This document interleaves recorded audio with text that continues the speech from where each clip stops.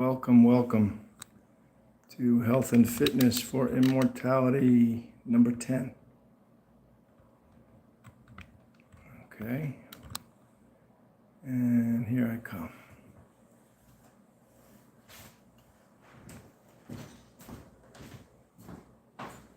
All right, guys, let's get right to it, I guess.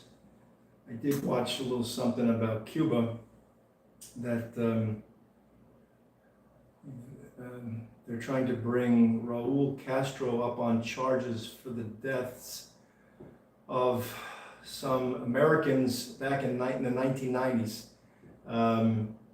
My one basic thought on that is that when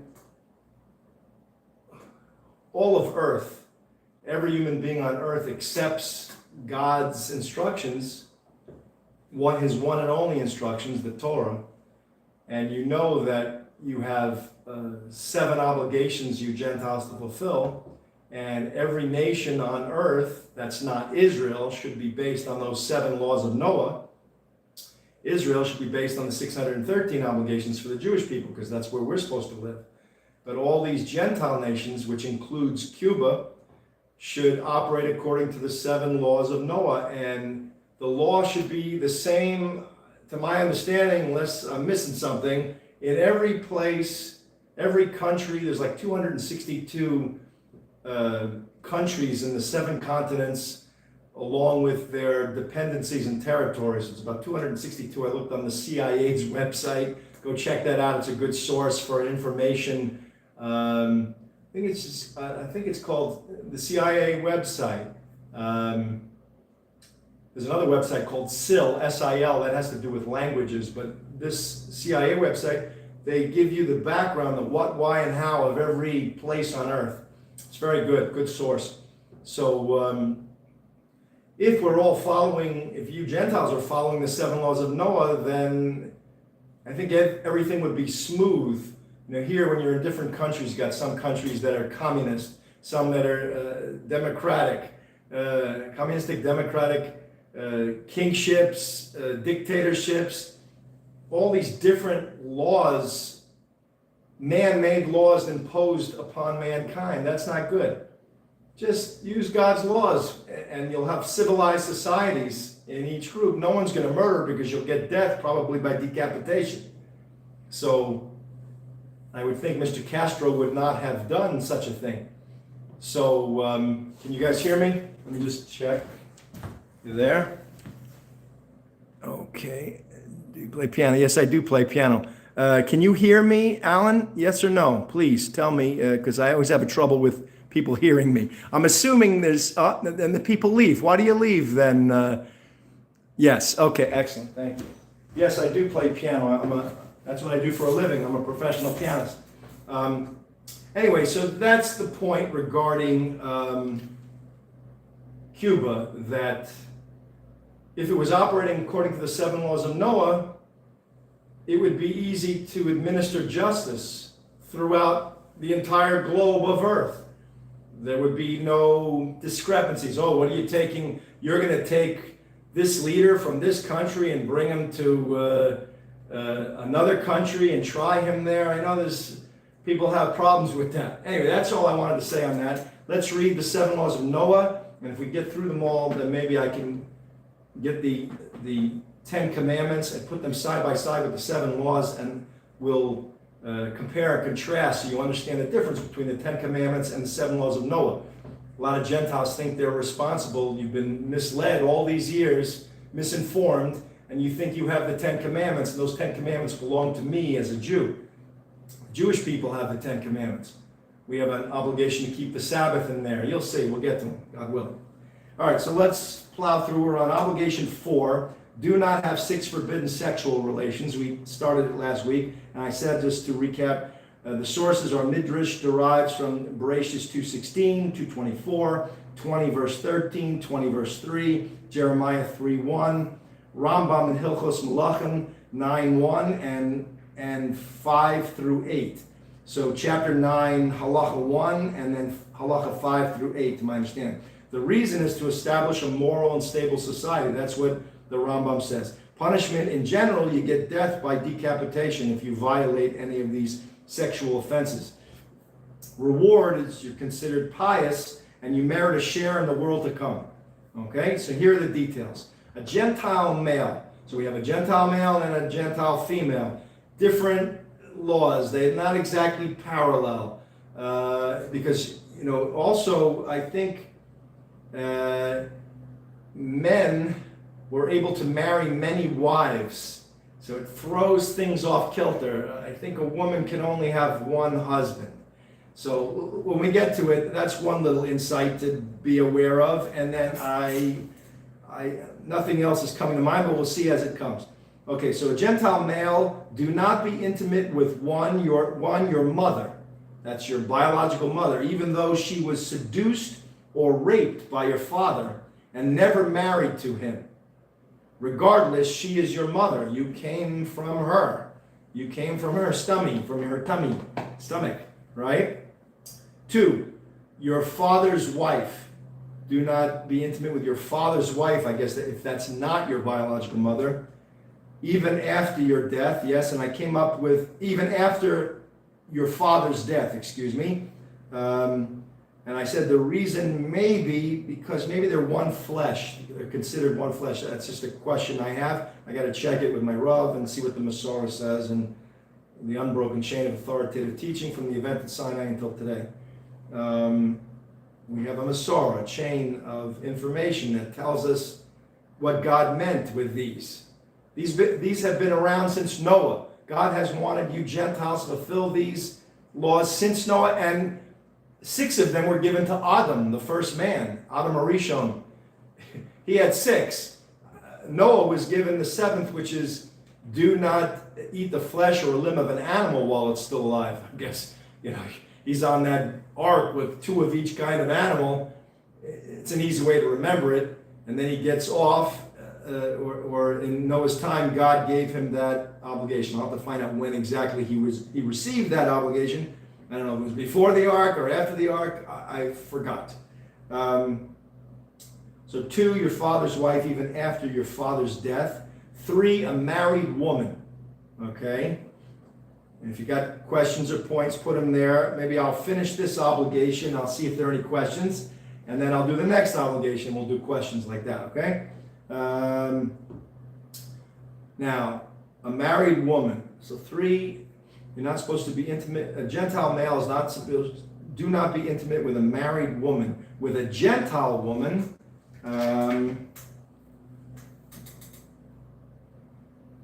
you are not executed if you were intimate in an abnormal manner before a consummated marriage. So I'm going to read these. Sometimes it's a little tricky. We'll have to come back to it, or you'll inquire and you'll think about it, and we'll get all the details understood. And then I'm going to try to chart it out and make my presentation, my summation a little clearer, because I want to word it, do not this, do not that. So it just hits right home, and I'll put them in order. I don't know if I have to check the Rambam's order and understand why he wrote it in that order, and if there's anything that needs to be changed, we'll try to change it. But I'm trying to stay close to what the Messorah is. You are not executed if you were intimate in an abnormal manner. So there are normal manners in which we have sexual intercourse. When a chassan, a young Jewish man, marries a young Jewish bride, it doesn't even have to be young, I guess, whatever, they get taken aside by the rabbi. And nowadays, I think he gives a CD. And on there, he's got all the information as to how to relate to your wife intimately. And there are certain positions that are not permitted by God. Everything we do on earth has laws attached to it. God gives you think this is rough? We have 613. You only got 7. I'm just giving you the details of the 7. You have to be, when you are intimate the way God wants you to be intimate, then you are aware of Him It says in the Torah, in all your ways know him. In all your ways know God. So everything you do, even when you eat, when you go to the bathroom, you got to think, I'm now fulfilling the commandment of my Creator, such and such. So you guys only have 7 laws. Memorize them.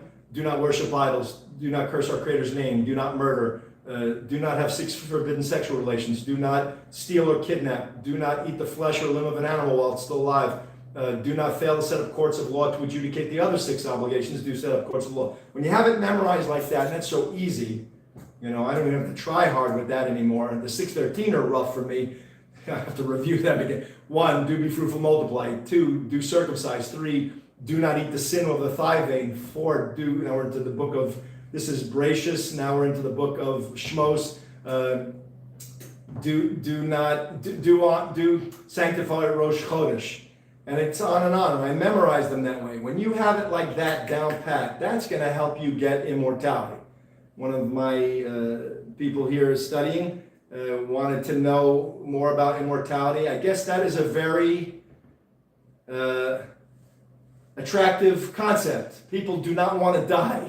Nobody wants to die, and rightly so. Why should we? It's embarrassing to be dead. To die? I mean, I know great rabbis that have died. That's embarrassing. If they are so great, they should still be here. God should have made them immortal. Maybe Hashem has his reasons that he did not make them, and they're still great. It doesn't affect their greatness, yet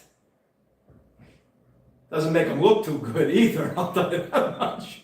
So I think we need to remove any distraction, any reason why we should not stay here immortally. So we got to figure out, that's why I gave us 6 categories. I noticed in my studying of Torah that spiritually, socially, mentally, emotionally, physically, and financially, that covers everything about life and living. And if we look at it that way meticulously, we can root out any weeds in our beautiful garden that we call ourselves. We're making ourselves into a beautiful garden that has to sprout and blossom and stay here eternally. And we have to constantly water our garden.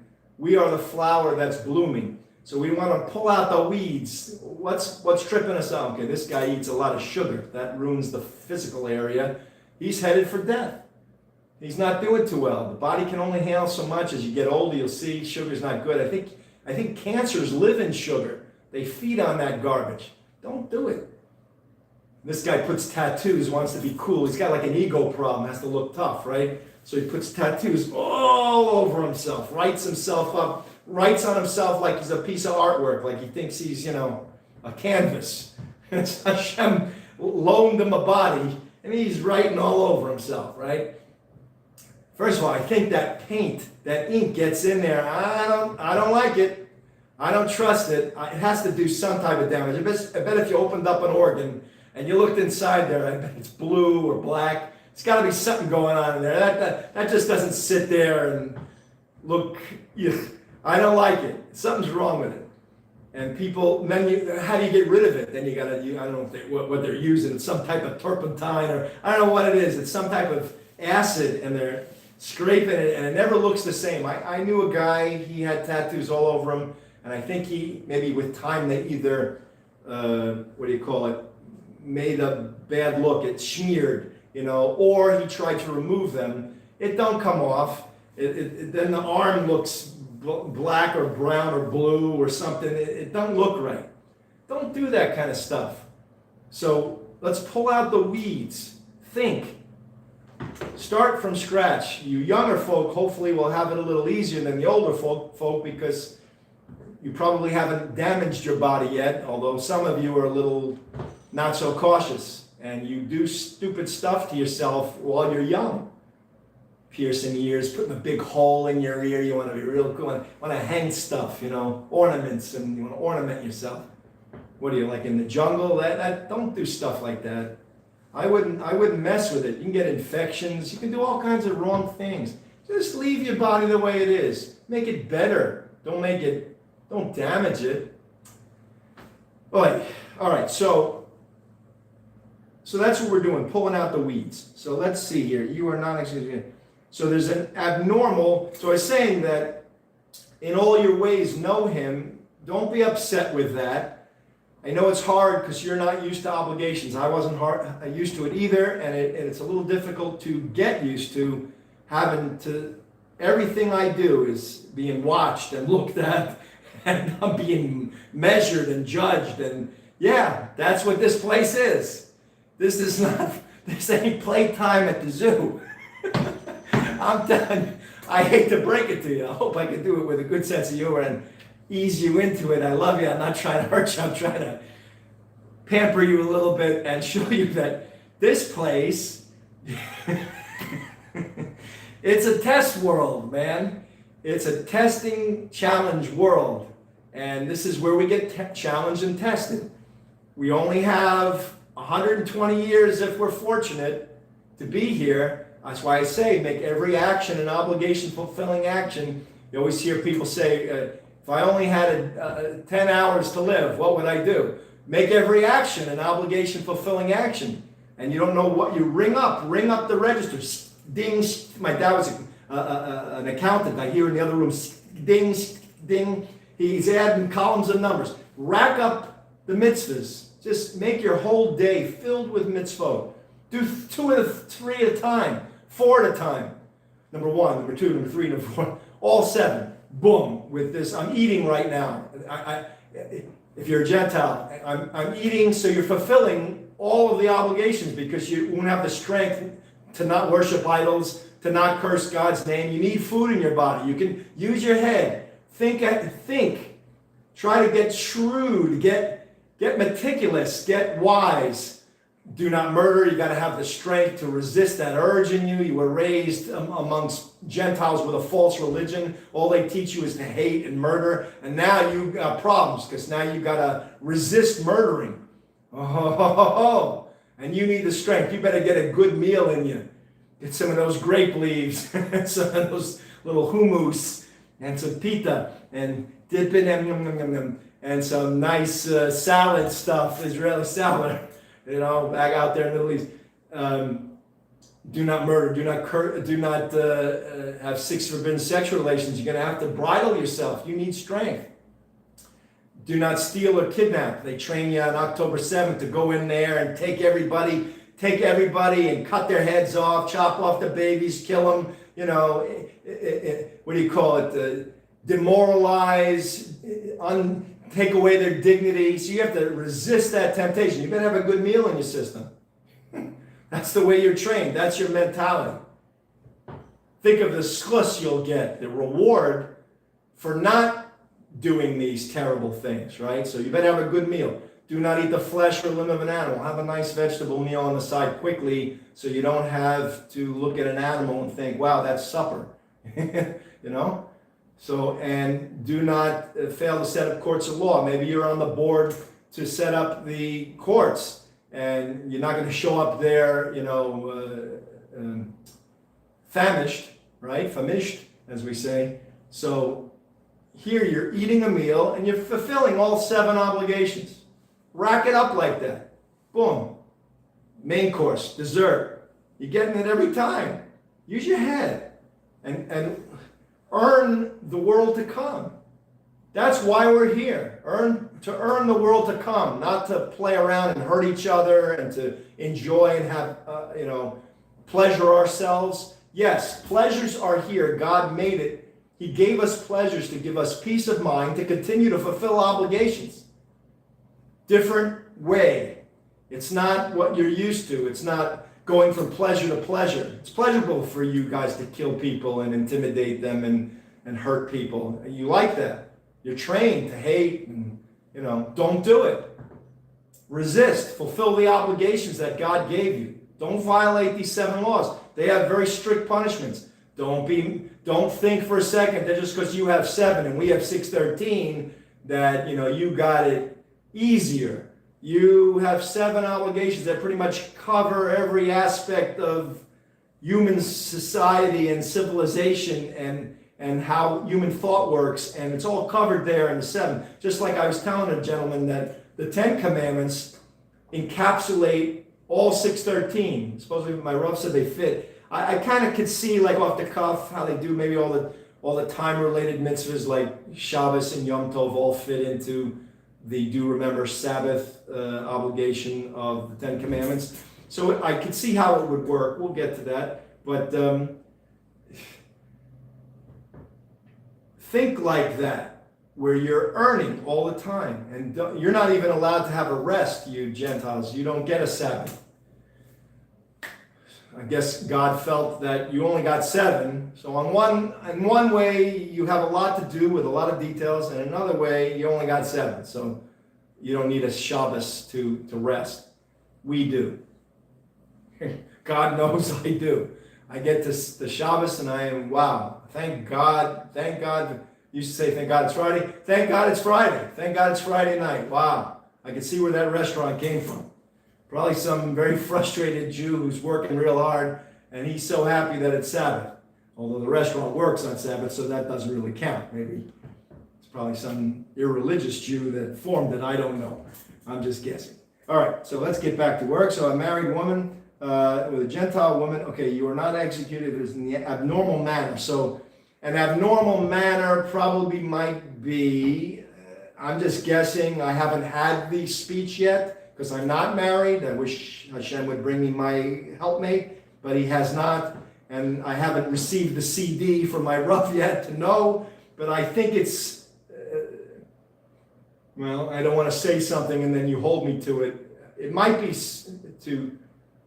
anal sex maybe as opposed to vaginal. I don't know.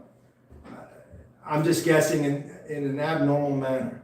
It was done if you were intimate in an abnormal manner before a consummated marriage. I guess it's before her consummated marriage.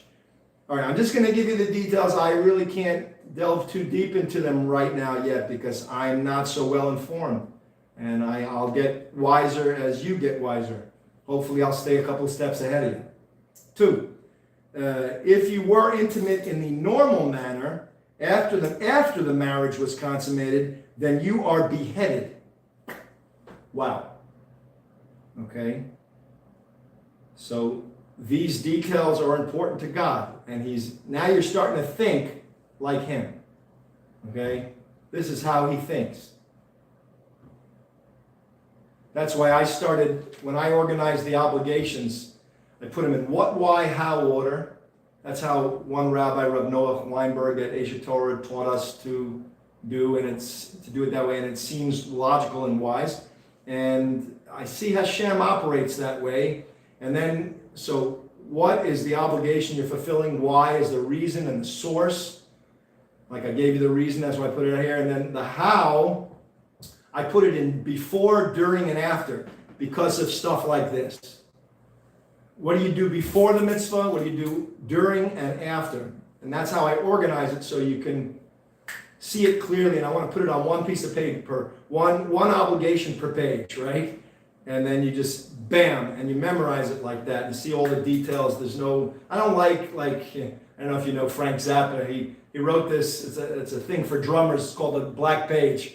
And it's just notes. My brother played it. It's like a rite of passage for my brother's drummer. For drummers to play.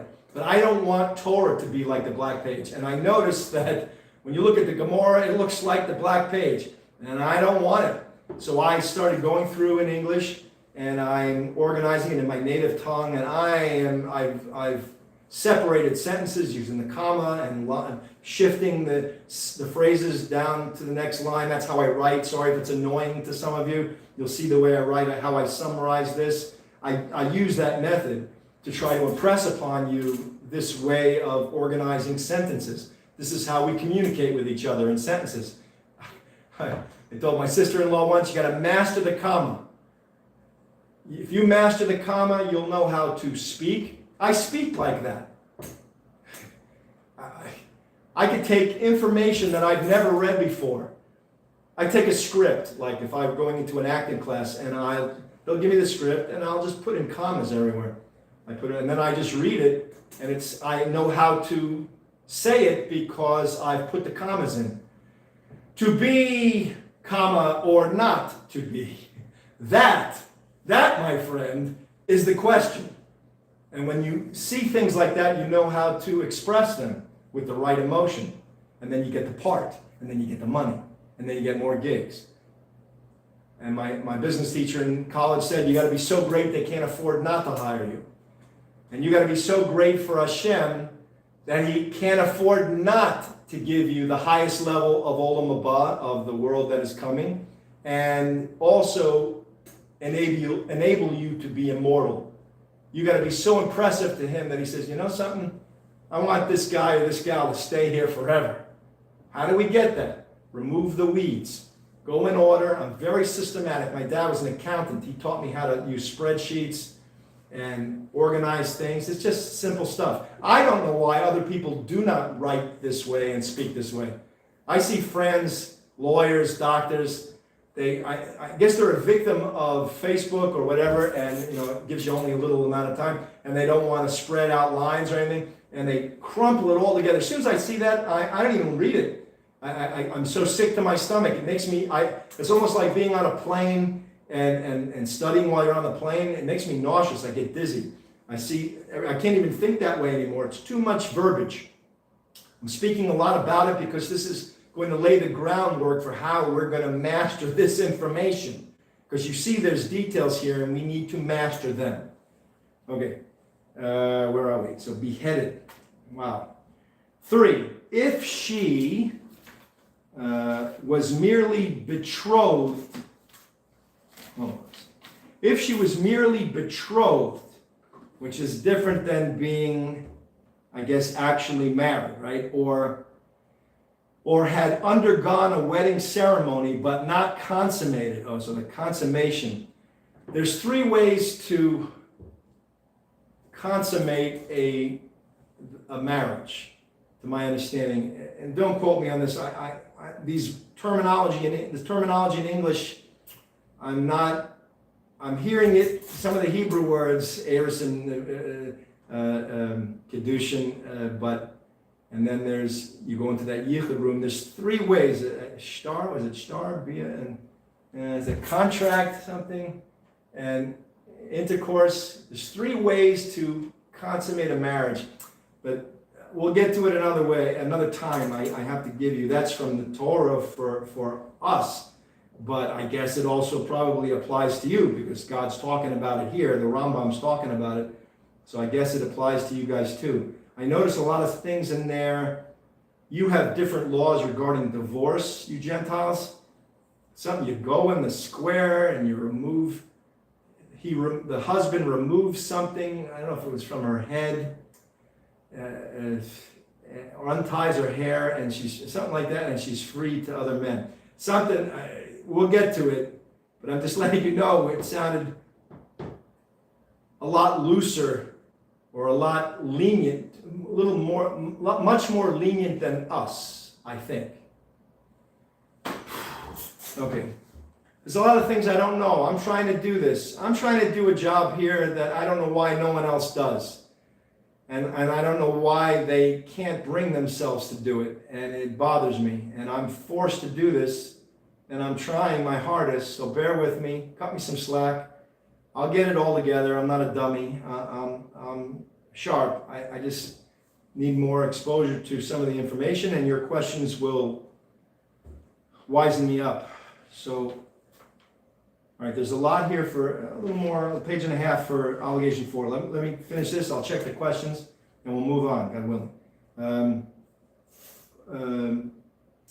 So 3, if she was merely betrothed or had undergone a wedding ceremony but not consummated, then you are not liable.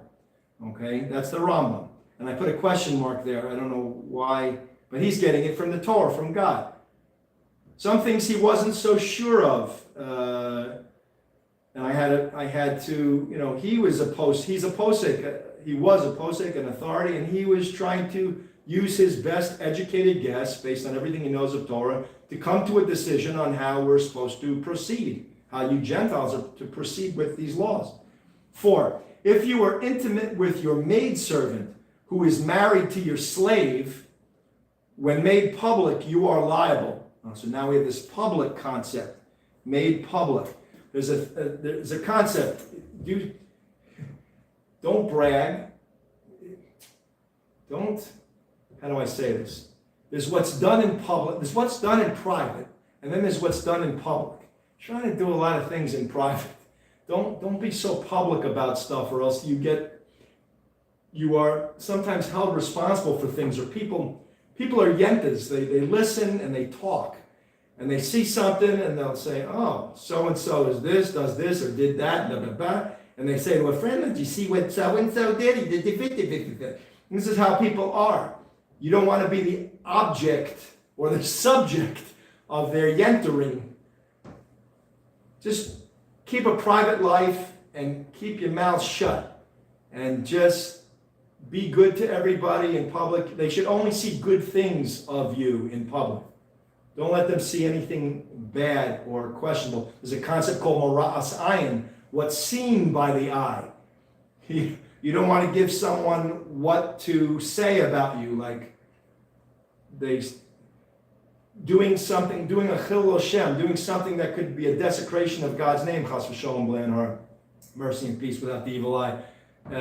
You do something in public, and people look at that, and it's what's seen by the eye, and they then think things about you. I'll give you an example. You guys are on Facebook, and this group of Gentiles, you're violating everything. The ones that have the false religion of Islam, that there's no prophet there because he came after Bilam, and Bilam was the last Gentile prophet. You guys are saying things to defend your false religion, and you're actually even denying that the sky is blue. I see online. You can't even talk truth anymore. You guys come in with these fake profiles and whatnot, and you just put down anything. I saw some gentleman on Facebook, he was saying that it was a black fellow, and he couldn't understand why Israel is being labeled the aggressor when they were the victim on October 7th. And then these Gentiles over here are trying to manipulate the narrative, so they flip it around so that they were the aggressor, right? But they switch it around and make Israel look like the aggressor. That kind of stuff, you better be careful, because from my eyes, that looks like Mora'as Ayin. That's like what's seen by the eye. You're doing something that you don't know, that the sky is blue. You deny the sky is blue. You deny that there's a God. You deny that God created the heaven and the earth. You deny that God promised all the land in the world belongs to God, and he promised it to Abraham and to his descendants, to the Jewish people. And there are no such things as Palestinians. You deny that. There are only Jews and Gentiles, and Jews have a right to that land of Israel. Nobody else does. And you deny our rights. That's Mora'as Ayin to me. You're doing something that don't look right. You're acting like nut jobs. You're denying truth. You're insane. You're denying reality. You've broken with reality. Even if you're just doing a play game, your cosplay or whatever you call it, you're playing around in order to manipulate the narrative to make Israel, who's just trying to defend itself, into the aggressor, and you're calling us genocidal. You're the genocidal people. That's the reality. And when you do not acknowledge that truth, that's causing a Mora'as Ayin on you.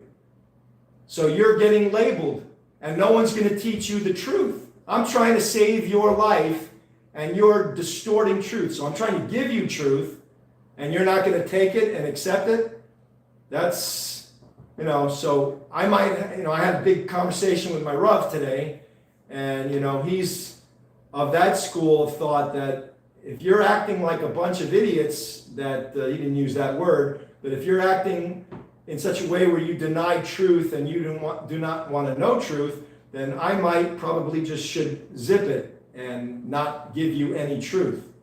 So at what point are you going to start to be into truth? And I said to my Rav, I said, Rav, I got listeners on this show, and they want to know the truth. And they're coming here to find out why we're alive and how we fulfill that purpose properly. Okay, what's this comment here? Oh boy, what was that about? Folk music? A musician I see here. What are you trying to say? If you're still here, I don't even know if you're still here. See, so something like that. Oh boy, maybe you were just mimicking me, or what do you call it? Echoing something that I said. But see, if you're denying truth, you got to be careful. If we can't talk truth in God's world, what are you doing to him? You know, your methods of warfare for a false religion are just, they're insane. You're playing with insanity. You're promoting insanity. I say the sky's blue and you laugh at me. What a crazy person you call me, because I say the sky's blue. Right? That's what you're doing. And it just carries over. I could then say, well, there's a God. And then you laugh at me. And then I see people making stupid comments about God. Like, you know, I want to depose this ruler, someone said, you know. And then you take it to the next level. And you keep denying basic truths. And then you say that we're the occupiers. You're the occupiers. I didn't ask for any land. God promised it to me so that I could fulfill my 613 obligations. My fulfillment of those obligations is directly dependent on having that land. I cannot fulfill the land. I cannot fulfill my obligations without the land. I can only do 369 in Gullus, exiled from my land. You have no claim to the land. We are Jews. You are Gentiles. You want to convert? You can become a Jew. We'll help you. You got to fulfill 613 obligations. It's a big task. I said to you, make sure you can handle the 7 first. And then when you're ready, let me know. We'll talk about it. But there are no Palestinians. I'm tired of all these garbage titles that you invent to distort truth. Simple truth. God created the world. God owns the whole world. God can take any land from somebody and give it to whomever he wants. He can do whatever he wants. It's his land. He gave and promised the land of Israel to Abraham and to his descendants, to the Jewish people. We own that land in order to fulfill our obligations and serve God properly. It would behoove you, it'd be in your best interest to allow us to do that so that you get blessing through us when we fulfill all 613. Don't distort truth. Stop it already. We are your teachers. Stop talking to your teachers in a disrespectful manner. I said something to my Rav and I apologized. I'm trying to fight for truth, but for the truth that I see.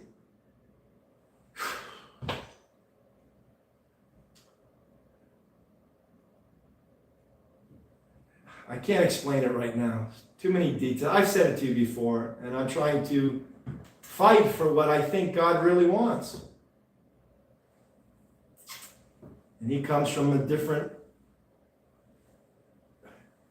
orientation, and it's difficult. And then I was trying to get him to see from my perspective, because he wasn't, and he was just making me see it from his perspective. And I said something, and then he said, "You don't talk like that to your rabbi." And I said, "I'm sorry." So I'm taking my Torah from him. Who else do I have? He's the only one on earth I found that I could take Torah from, that I feel comfortable with. I've met other people, other rabbis who are very sharp, but they do not have a Messorah. And I would be wrong to take their Torah. I know it's false. I know it's not as accurate as my Rav's. So I'm boxed in. I have to somehow, if I can learn the whole Torah, I have 3 Masechtas left in English. I could just get it done and then show him, Rav, look at this, and then organize it and outline it and know it better than him. I can figure a way. I'm going to get it. I'll figure a way. And then I'll come to him and I'll say, Rav, it's this sentence, put them all together, and it supports what I'm saying. And he'll say, I see it now. Now I see what you're saying. Then we got something there. All right, let's move on. I'm sorry. This is all important to you Gentiles. You got to know how we think. You got to know how there's a system here. I got to be subservient to the system just like you do. God is our ruler. He's our creator. He's our sustainer and supervisor. He feeds us and he judges us. We have to answer. We were created against our will, it says in the Torah. We die against our will, and we got to answer to him against our will. Sorry. Let's see. 4. If you're in the maid servant. So when made public, you are liable. Right. Again, 4. If you are intimate with your maidservant who is married to your slave, when made public, you are liable. You can be intimate with her again when you separate her from your slave and uncover her hair in the marketplace. Okay. That's what the Rambam says. I'm just telling you the principles. We got to figure out how to apply this in today's society. How are you going to get married? How are you Gentiles going to get married? Somehow you got to marry according to these principles that God, these laws that God has enumerated through the Rambam. Gentile divorce equals when her husband removes her from his home and sends her on her own, or when she leaves his domain and goes her own way. There are no written proceedings. There are no written proceedings. It's like we have a get, that's a Jewish divorce document. I don't know if you have one, it seems you do not. I'll ask my Rav. Sometimes things could have changed since the Rambam's time, and maybe in today's world we do things differently. Either man or woman may decide to separate, and they are no longer considered married. So all you have to do is decide. A lot of people begin divorced, sadly to say. That's for sure. Okay. With a Jewish woman, so this is a Gentile male, how you have to relate to a married woman who's a Gentile, and now with a Jewish woman who's married, right, to my understanding. So 5, I just continued numbering them. If you were intimate with a married Jewess, you are liable, whether in a normal or an abnormal manner. Wow. Yeah, it's different with Jews. That's why I say, Gentiles, stay away from the Jewish people. Do not marry our women. In that regard, I'm trying to say, don't seduce our women. Gentile women don't seduce our men. Stay away, because it gets complicated, and then you could be held responsible for things, and you don't want to get in trouble. Okay. Again, if you want to convert, take on the 613. You're part of us, and then most likely, most Jewish women are available to you to marry, and Jewish men as well to Gentile women, but who convert. But there are some exceptions to that. We'll get into that later, I guess. 5. Whether you are liable, whether in a normal or an abnormal manner. 6. If you were intimate with a Jewish maiden who has been betrothed to a Jew, right? You are stoned to death. Rambam in Hilchos Malachim, chapter 10, law 5. Stoned to death, not beheaded. So here is, I guess I put that in because it's a different punishment. Sometimes there are exceptions to the punishment. Stoned. Now, why stoned to death? I'm just guessing. I'm going to put a reason maybe. I would think it's very demeaning to be stoned to death. Like what you did to this Jewish maiden, right? Like I have a woman who I think would be very compatible with me.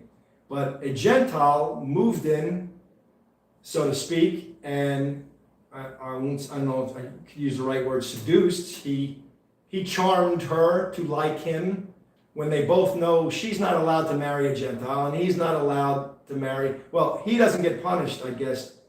Oh, he gets punished for being intimate. But I'll have to ask my Rav on that one. I didn't think about that.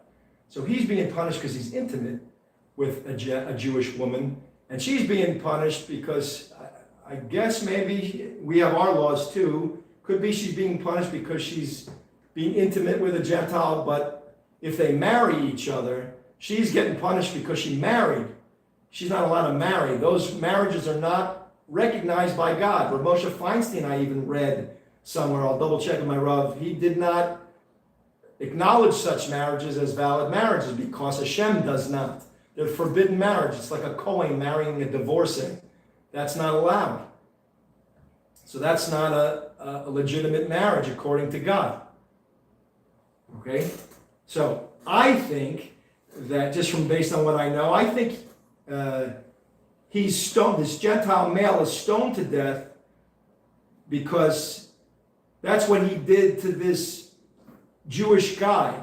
He took his woman, the Jewish guy's woman, a Jewish maiden who has been betrothed to a Jew. I guess that's like they're about to get married, right?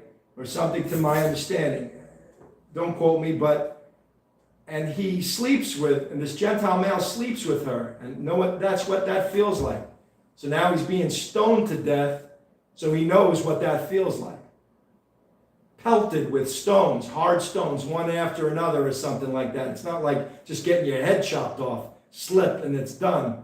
Like an animal gets shechted. I don't even want to say it, but so I think there's a reason. That's why maybe to feel the Jews' pain, to feel the Jews' pain. You come in and now I can't get married to her because she's being blocked and held hostage. What a terrible thing. So I'm 60 and I'll never know what it was to I won't be able to serve God. I have to find another woman, and I have to find someone compatible with me and whatever, and so I can be fruitful and multiply, and I don't know if I'll be able to save the world in the same way because I won't have my helpmate that I thought God selected for me. So that's rough, and I won't know what that level of love is.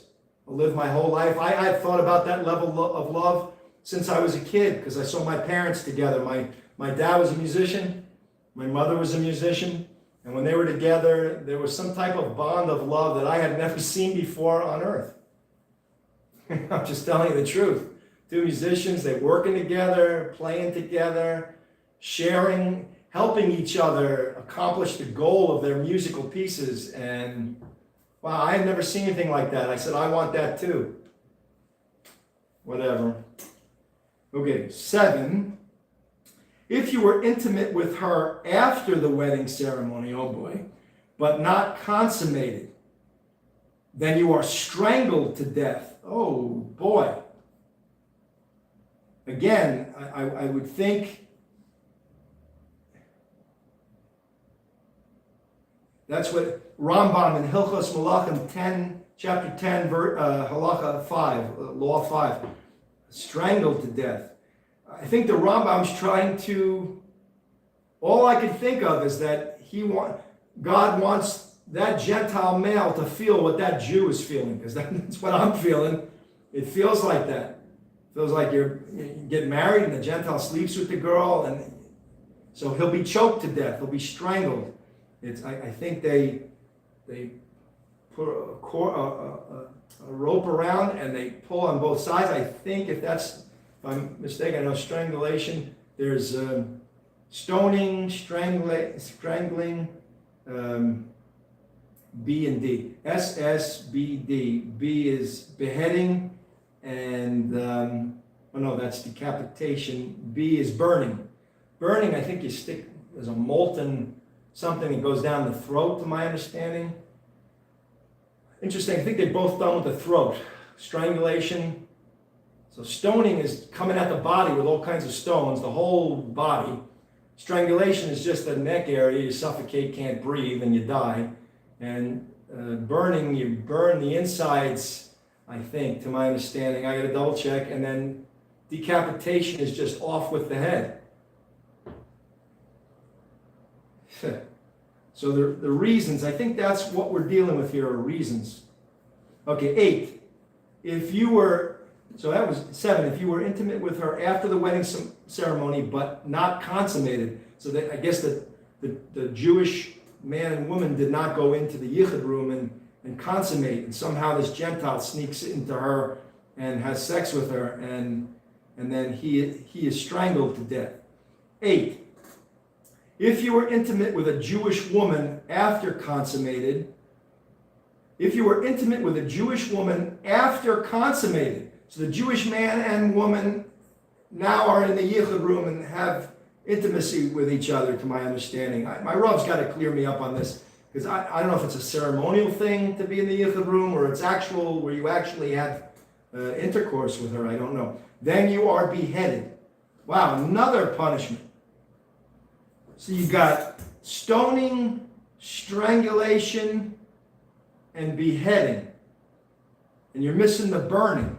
Where's the burning? Now, beheaded, that's the normal way of killing someone for most of these offenses to the 7 laws of Noah, is death by decapitation, beheaded. So why does Rambam have to say it and repeat it here? I don't know. Okay, so that's interesting. But these methods, stoning, strangulation, the next thing would be burning. Where's burning? I'll put that. Where's burning? That's 3, right? So these are questions, and this is going to help me chart it out. I'm looking at all the details. I'm trying to put it in like a chart type of way to understand what's going on here. Okay? Okay, here are the rest of the Gentile males. Let's pull this out.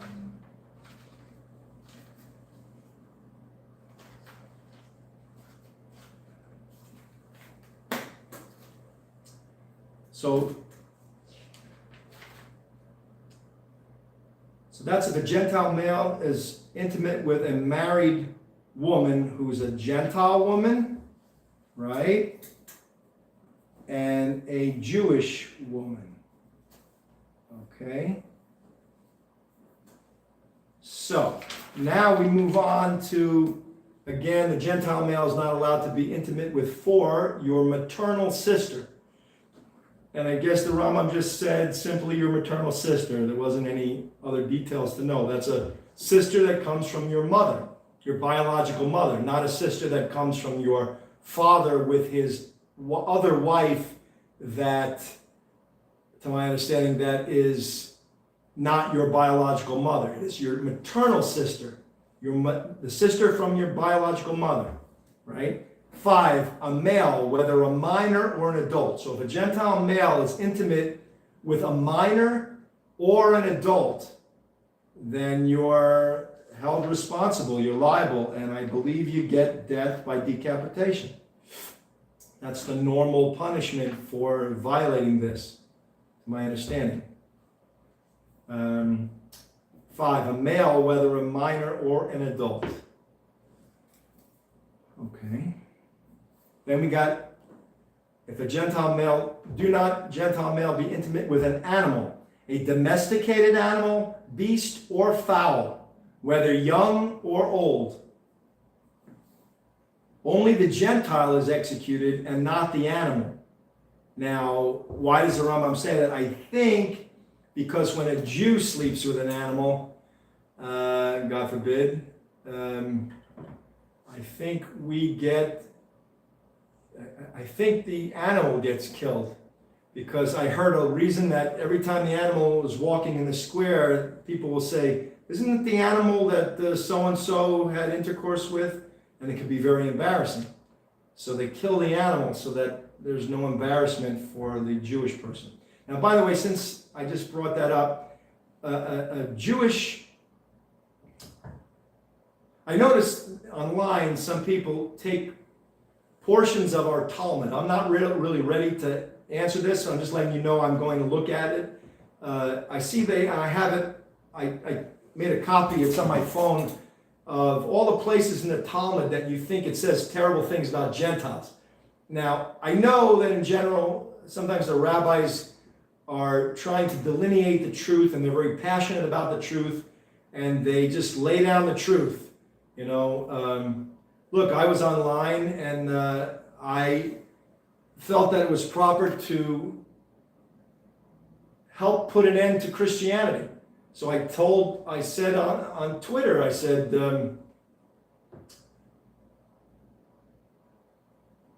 God wants all Gentiles to fulfill the 7 laws of Noah. He's wanted that since Noah's generation. And I said something like, God says, I guess, commands in the Torah, he commands, do not add to the Torah, do not delete from the Torah. Therefore, you're not allowed to write a New Testament. That's the end. That's the end of the whole religion. And that's the end of 10,000 religions. And anything that came before and anything that came after. When God said, do not add to my instructions, my one and only instructions, do not delete from my one and only instructions. That means if you were worshiping sheep and goats before the Torah was given, you better stop it now, because you're adding or deleting from God's instructions. So that's not an adequate, legitimate way to serve God, and it's not a religion. And by the way, Torah is not a religion. Torah means instructions. We're just following the instructions so that we live properly, and in the context of this health and fitness for immortality, we want to get immortality. These are the only instructions to follow if you want immortality. You're not going to get it from false religions. They're going to mislead you. Get out of them like the plague. Get away from them. But I'm giving you the proofs to enable you to leave them so you have a clear mind. And the simpler the better. I'm not trying to complicate things. I'm not a debater. I'm not looking to debate all the things. They can keep me here all day. I got rid of it in one sentence. I got rid of this one in one sentence, this one in one sentence. I can get rid of all of them in one sentence. Do not add or delete. Do not add to or delete from the Torah. God says it. Devarim 4:2 and 13:1. That's the end. These are his only instructions. Then I went on to say, because I know they're annoying and they'll bring up all kinds of stuff, like they're going to tell me who my Mashiach is, and I'm not really interested in their opinion, but they say to me, oh, Jesus was the Messiah. And I said, I'm sorry, Jesus did not fulfill God's qualifications for Mashiach. God enumerated, the Rambam wrote them out, what the qualifications are. They're all over the Torah. The Rambam knew the whole Torah, and he organized them.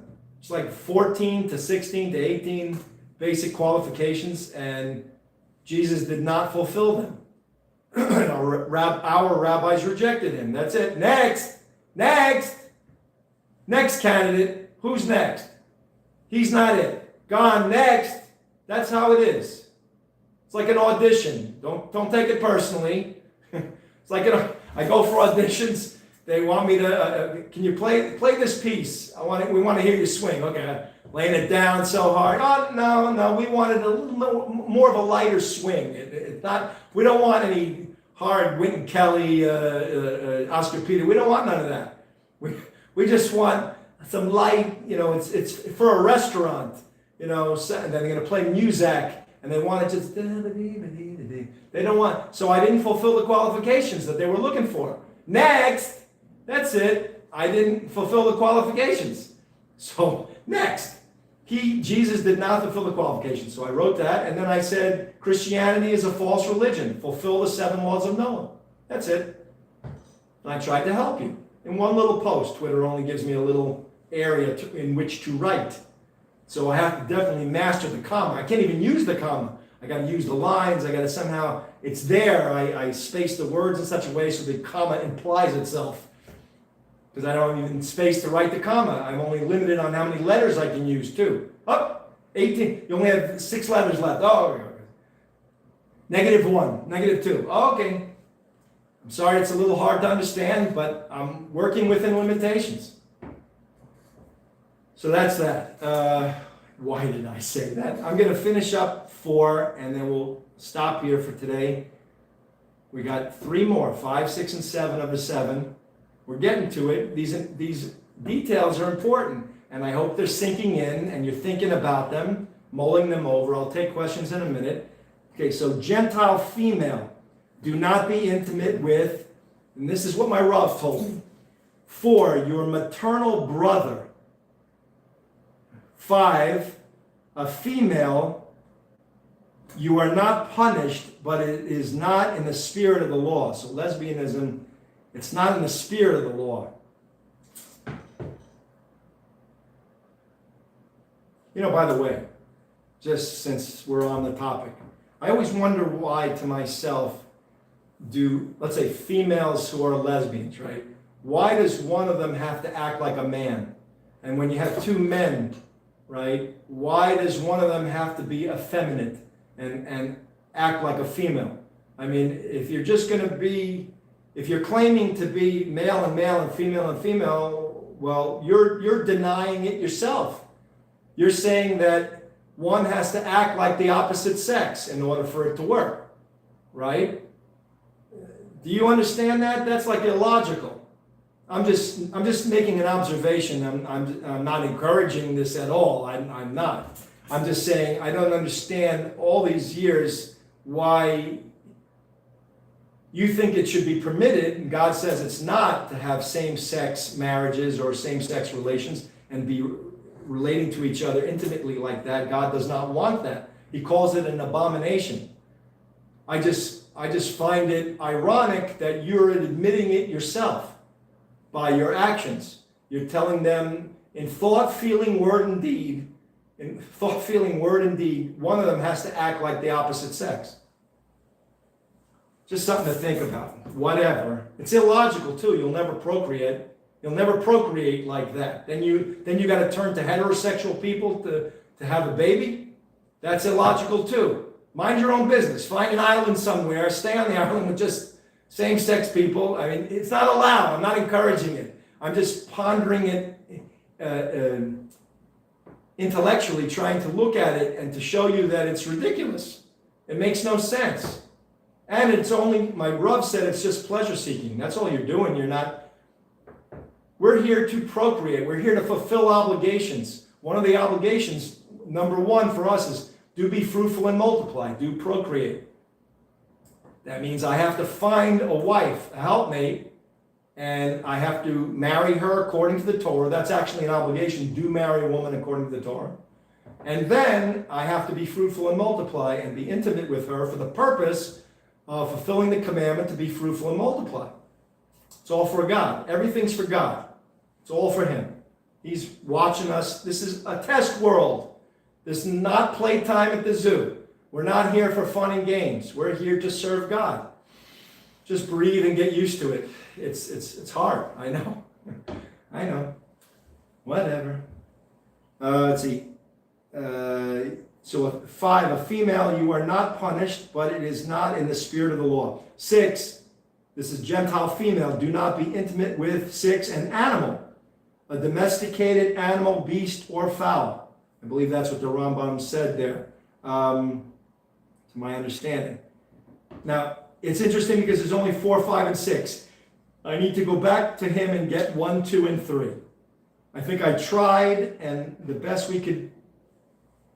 result we could produce was 4, 5, and 6 at the time. And usually my Rav is rushing, and we did a lot of thinking on it, and that's the best we could do. I'm going to hold there and answer any questions if you have any, and we'll pick up obligation number 5 next week. What do you got? Anything? Nobody? Okay. Oh boy. Said hi. I said hi. You say hi and I say hi. All right, guys. I love you. Just hang in there. I know you've never thought like this before, and it's hard. This is just go with it. Enjoy it. Hashem doesn't overbear His creations, His people. He enjoy serving God with joy. Okay, let me say it better. Serve God with joy. Don't take any selfish gratification in it, but just learn His Torah, and the Torah itself is joyful. It promotes joy. It heals a person. If God forbid any of you are sick, study the Torah regarding your 7 laws of Noah if you're a Gentile. All right. Have a good week. Ponder all this information and make every action an obligation fulfilling action. Master these 7 laws of Noah. And we'll talk more next week, God willing. Okay? Bye-bye.